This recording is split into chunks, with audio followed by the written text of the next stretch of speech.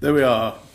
Good evening again, and welcome to one of the regular monthly meetings, only one a month, of Libertarian Herts here at the Sheffield Social Centre in Sheffield. Stevenage. Tonight's speaker is Mr. David McDonagh, and he's speaking on the works... The life and ideas of Karl Popper. That very thing. Yes. Well, it's 50 years ago this year, although it was late in 1968, when my friend David Steele recommended me to read, we were both enthusiastic Marxists in those days, Karl Popper as a good criticism of Marx. And when I read the book, I found it very exciting, but I found it full of faults. But then I've always been silly enough to find books full of faults, perhaps a faults in my part rather than the book's part. But I have nevertheless had the delusion that I've found loads of faults in almost any book that I've read. And one of my friends did say that I ought to be called not a Popperian, because I tended to become a sort of Popperian as well as a Marxist. He said that I ought to be called a repudiationist, because I keep repudiating things. Maybe. I certainly find a lot of faults. But anyway, I found a lot of faults in Popper. And I found his criticism of Marx to be inadequate, and I found that he didn't understand Marx, in my opinion. I'm afraid my opinion hasn't changed in the 50 years on that scope.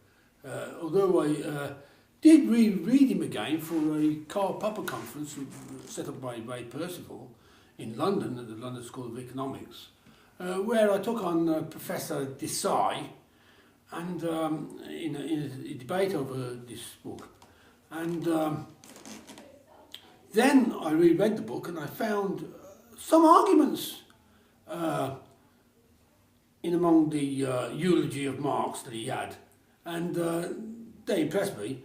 But Desai came up to me, because he'd probably read it in much the way I'd read it in 1968. He came up to me and he said, do you want to be for Marx against Popper or for Popper against Marx? He says, I'm willing to take either side. He just read the book and he's enthusiastic about it. And that was exactly the way I felt when I said, well, we better stick to how we are. I'm for Popper against Marx, notwithstanding the fact that he eulogises Marx.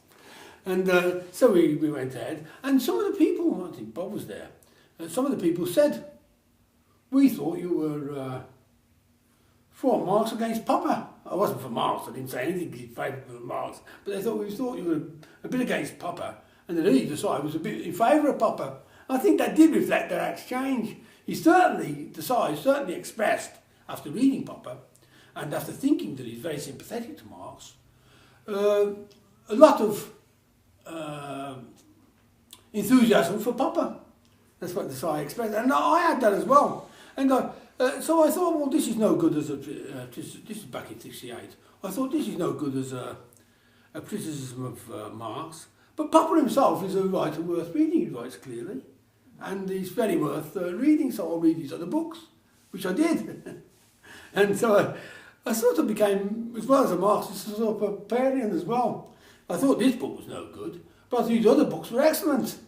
And I read the Logic of Scientific Discovery, not with full, complete understanding. I read the Poverty of Historicism, not with total understanding.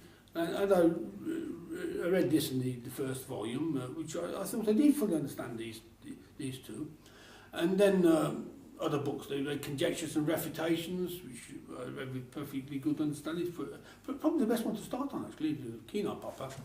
Perhaps Conjectures and Refutations, his 1963 book, is probably the best book to start on. It's, it's bits and dabs. It shows that there's some philosophy of science in there, some anti-Marxism in there, and so on. It's got the whole it's a collection of essays, Conjectures and Refutations, and some of them are very good. Perhaps the highlight of it, perhaps his best thing on Marx and Hegel and so on, is in Conjectures and Refutations, which it's a stream. I recommend it if you really want a good laugh. And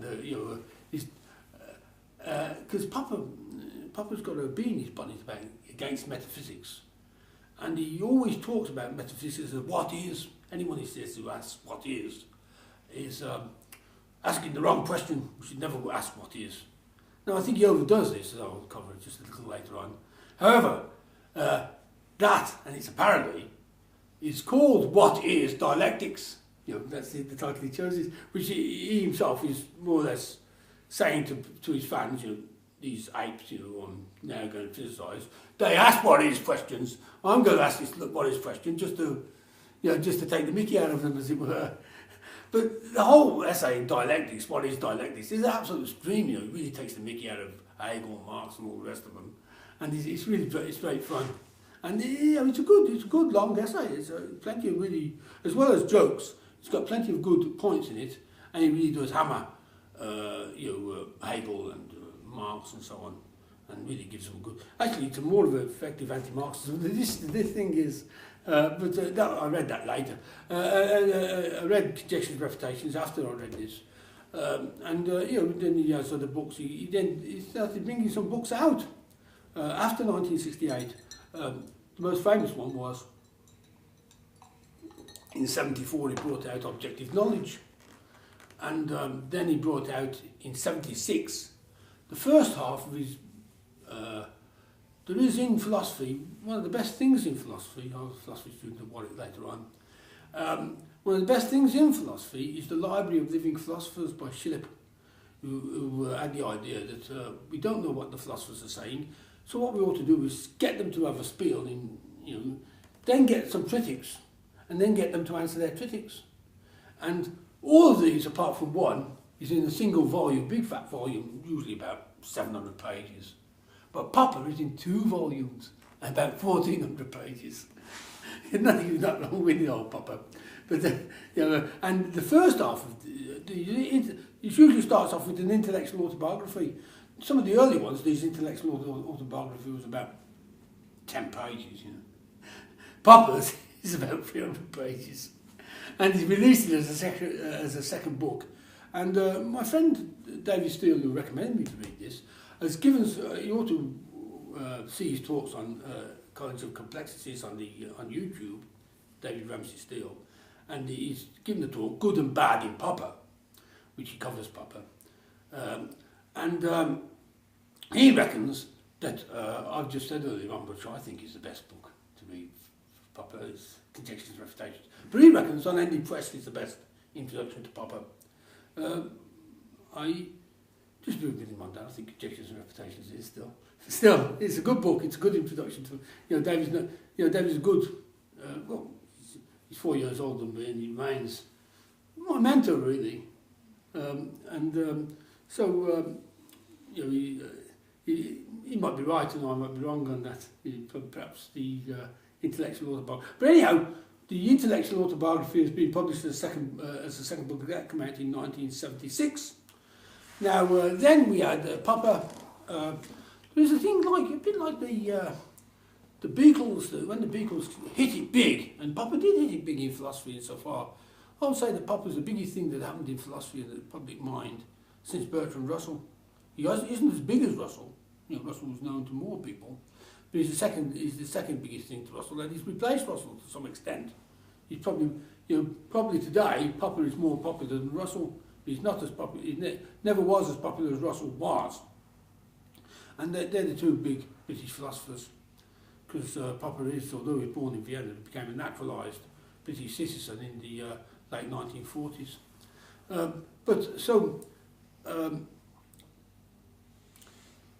So he brought out this Library of Living Philosophers in 1974, and then he brought out the first half of it in his contribution was about 300 pages or so, as Unending Quest. But then he brought out the Self and the Brain and the Self. Is it Brain and the Self? Anyway, with John Eccles. The Self and the Brain, Self and its Brain, with John Eccles, which is a dialogue and contributions by John Eccles. And of course there is there's a big stint, the reply to the critics is a massive big stint, that would do nicely as a separate book if they would bring it out, but it isn't. But I've got it, I managed to get the second volume of the Schillip thing, so I've got the reply to the critics. And then as I was saying, he started writing a postscript around about 1950 when he was in Settling.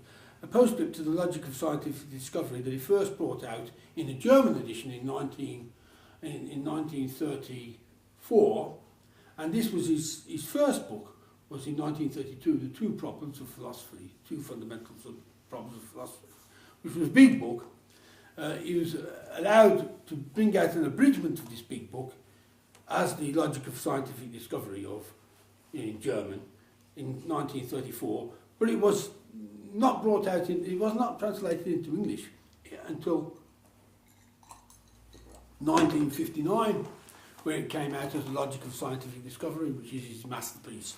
Now, he started writing on the postscript to this book in 1950s, and as I say, the Beatles, the analogy with the Beatles, they had a lot of groups who took their songs, so it wasn't just the Beatles, it was all these other groups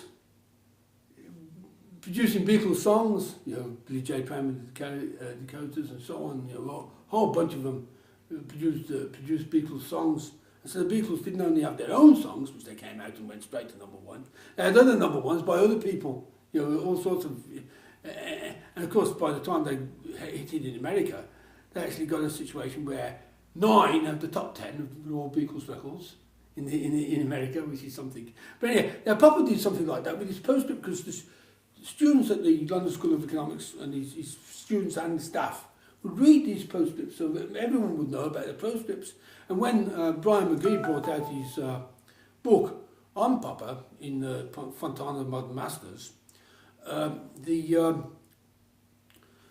McGee was able to say in that, it's written with great gusto, Bob says it's from one of the best things he's ever read on Popper.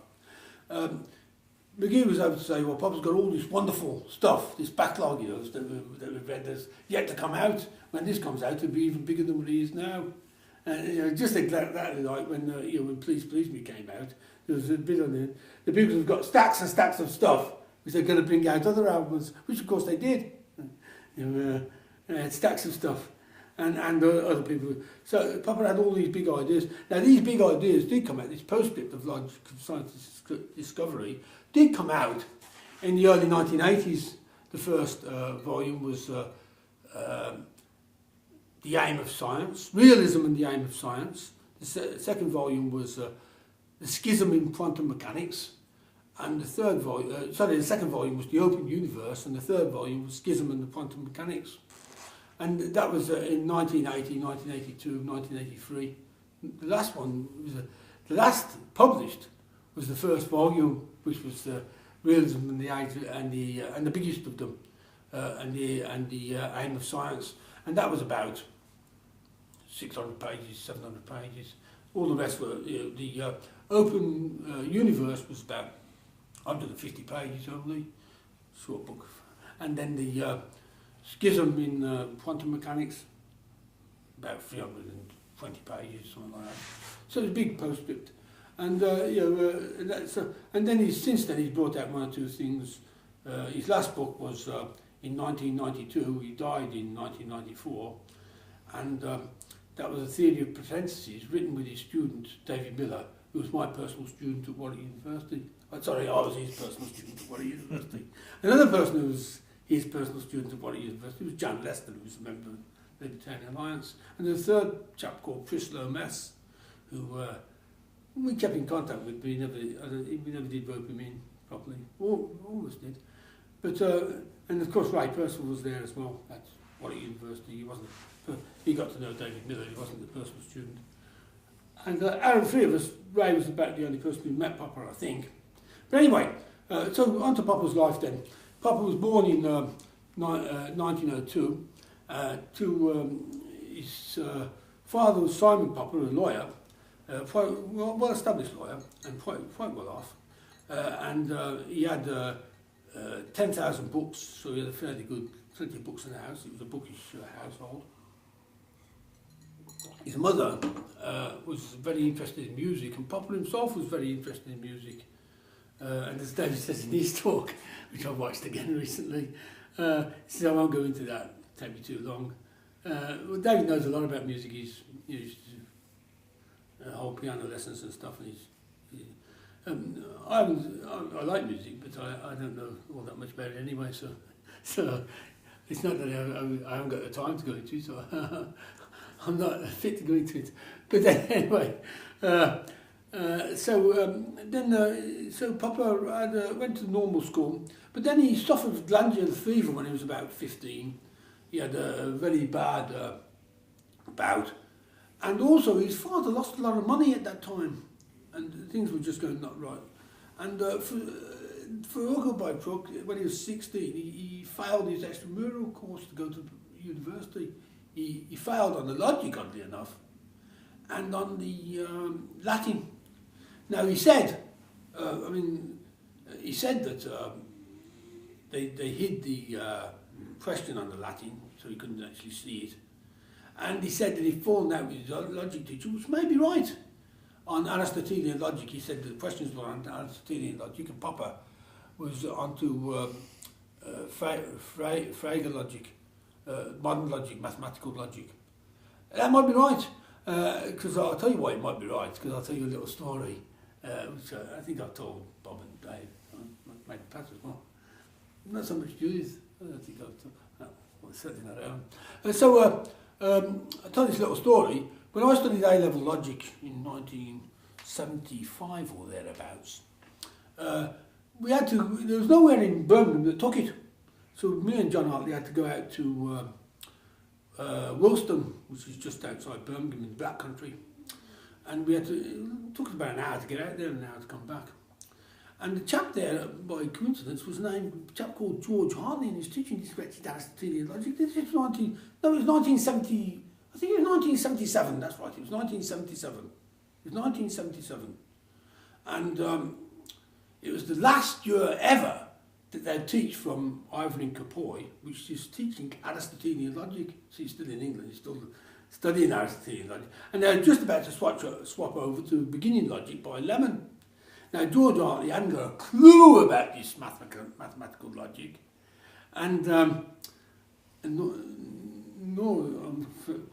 I was studying A-level mathematics at that time, I hadn't got much of a clue about it either. But my friend John Hartley took over the class and actually taught his... George Hartley was the name of the father, my friend's father, was the same person, but he had the same namesake as his dad. So George Hartley was the teacher, and George Hartley was also John Hartley's father. but they're two different people, of course.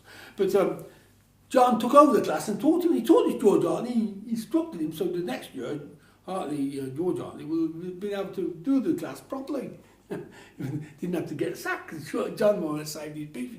He taught me and so on. But John, seeing that it was logically possible that he might not pass the exam, didn't go in for it. Well, so the only person who didn't enter the exam was John. Oh. And he didn't enter it because it was just logically possible he might not pass it. Oh, he's always been a bit silly, John. He's an eccentric character. You didn't meet him when you came to my talk on political correctness in London. I guess you might back to that. But you haven't met him. He only come to one talk though, in the LA. But anyhow, so because George Hartley was so backward in this, and they were still teaching at A-level in 1977, it may well be that earlier on in Vienna that they were still teaching Aristotelian logic, and the Popper was silly enough to, instead of conforming to the Aristotelian logic, insist that he take mathematical logic, which is silly. But anyhow, he failed on those two things, on logic and Latin. And he went immediately as an extramural student and got a job, of course. And so he was kind of like an extramural going at night. I myself became an extramural class student at Birmingham University in 1968, same year as I did this. And I remained going to those night classes. Oh, God. Right? I went to extramural classes when I was at Warwick University. I went to finish the day classes and get to the Warwick University extramural classes on astronomy and one or two other, physics. It was, when I was at Warwick, it was Einstein. They had an extramural course called Einstein, the first 100 years. It was 1979. It was the centenary of Einstein, so I got into an argument with the chap. He was a physicist, about 35, very intelligent chap, a professor of physics, but he didn't know economics at all, and he thought, is so fashionable now. He thought that artificial intelligence or robots would cause mass unemployment. And me and him started arguing at 9 o'clock at that. We were still arguing at 3 o'clock the next morning. I still didn't persuade him. I knocked him down. You know, it really reminded me of Hercules when he met this wrestler. He kept chucking him down. Every time he took him up, he got up again. And twice as strong, and Hercules still had to. And eventually Hercules chucked him off the cliff, and he got up again, but he was in the water down below the cliff, and he couldn't get up to fight Hercules. Well, I had nowhere to chuck this chap. Well, I was knocking him down. John Barker, his name was. And I didn't persuade him that artificial intelligence wasn't going to cause mass unemployment. You know, he just thought, you don't realise, he said. I mean, think that anyone would realise in less than a minute. That these can do everything that human beings can do. Yes, I do. And as I'll come out with it then, and I've come out with it since. Even the hammer is more efficient than my hand in hammering a nail in. All tools are superior to humans. That's what tools are. So the whole thing is stupidity. But still, there you are. I couldn't. But anyway, so Papa started digging the roads, and he felt that he wasn't fit enough to dig roads. So he felt a slight, with pain actually, he felt a slight disutility of labour, and so he didn't like but he still went into it. And he started working with children a lot. And he kept up this extramural thing, and then he went on to become an apprentice cabinet maker, where he met someone who was very proud that he knew more than Popper, even though Popper was a student and he was just a cabinet maker and so on. And he talks about that in his intellectual autobiography, and then the question begins with that, his time as a cabinet maker, this chap who knows everything. And he said he did learn a lot off him, which he probably did. You know, the cabinet maker did probably know a bit, he didn't know everything, of course. There's no way out. I mean, again, something I think I did work out when I was about 10. You know, what we can know is infinite. What we do know is finite. Therefore, we're all ignorant. And we're not only ignorant, we're very ignorant. So I mean, it just follows. I mean, I think that's well, it's always got on my nerves since I was the age of 10. Is these people saying, now I suddenly realise how much there is that I don't know. As far as I'm concerned, you ought to realise that in a jiffy. You don't know most things, and it'll always be like that. No matter how much you get to know, you'll always be totally ignorant of most things. But there you are. I think that's just it's just like all these questions of who came first, the chicken or the egg, used to get on my nerves when I was about 10 as well. I mean, I wasn't a bright kid when I was 10, but some things did get on my nerves. And I agree with my former self on the things that got on my nerves. But when I was 10, I think I was a backward kid at 10, but still, all in all, notwithstanding those few insights. But still, so Papa went on, and he went on doing these jobs, and he met Adler. Now he said something to Adler which impressed John Hartley. Actually, he laughed at it and he thought it was wonderful, because Adler said, "What is?" He says, "I know about these kids." He said, and Papa says, "How do you know?" And Adler says, "My 1,000-fold experience." And Papa, I wonder if it's an argument at the staircase. But anyhow, Papa says he said it. Well, I doubt if he did say it actually. But he replied rather cheekily, if he did reply this. Now it's 1,001 experience, is it? 1,001-fold experience. which John found very funny. It's a clever insight, but it's a sort of argument to staircase type thing. But still, there you are. So he worked with Adler for a bit, and then he finally, 4 years later, he passed his extramural course, but they still wouldn't take him on as a permanent student. He was still an external student. So now he was qualified but they still wouldn't let him in. And by this time, the Nazis were coming up in Germany. He was in Austria. All this was in Austria. And of course, Papa's, like with Marx, Papa's parents converted from Judaism to Christianity and so on. So there was a bit of anti-Jew business. Papa himself has often said, "I don't feel at all like a Jew." He says, "As far as I'm concerned, I'm not a Jew. I don't have any religion or anything like that." He says, "I'm not sure that I'm going to be dogmatic in saying Papa was shy of calling himself an atheist. But he certainly wasn't for organised religion. He certainly didn't feel like a Jew. If anything, he felt more like a Christian of some sort than a Jew, because he'd been brought up as his parents converted to Christianity and so on. But anyhow, he realised that other people might consider him a Jew, especially Nazis. so things were getting hot, and he came to give on his own, at his own expense. He took time off from teaching children, and he eventually passed examinations which enabled him to teach mathematics and physics to school children, to secondary school children. And he'd been working with a lot of children. Most of the children he worked with Adler were backward children, disturbed children. But now he was a school teacher teaching ordinary children, and he was teaching them basically mathematics and physics because he passed the exams to enable him to do that.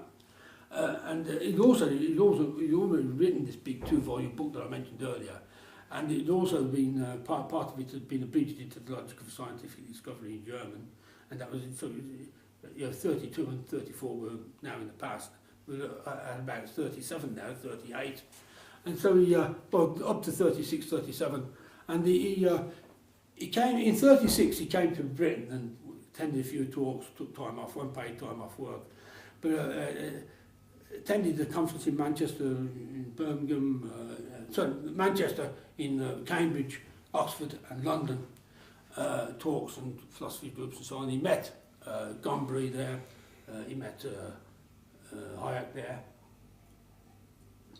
he met Russell, he met A.J. Ayer, he met Isaiah Berlin, quite a few philosophers there who became friends with them and remained friends the rest of his life with those chaps. And he also met Wallinger, kind of called Wallinger, I think his name is, Wallinger. Anyhow, he met Moore,